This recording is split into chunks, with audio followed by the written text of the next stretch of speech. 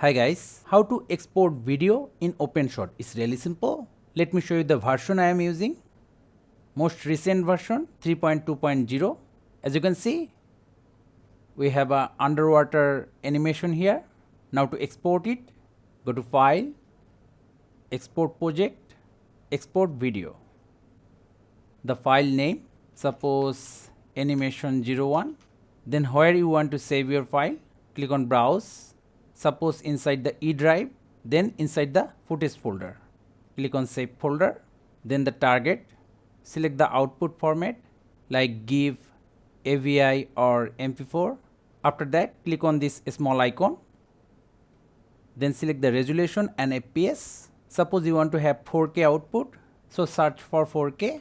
Then select the one you want, 4K 60 FPS, then press on OK. Now the quality. Lastly, export video. So our video exporting is done. Here we have our exported video inside the drive E footage folder. See, 4K 60 FPS. So thank you guys for watching. Have a good day.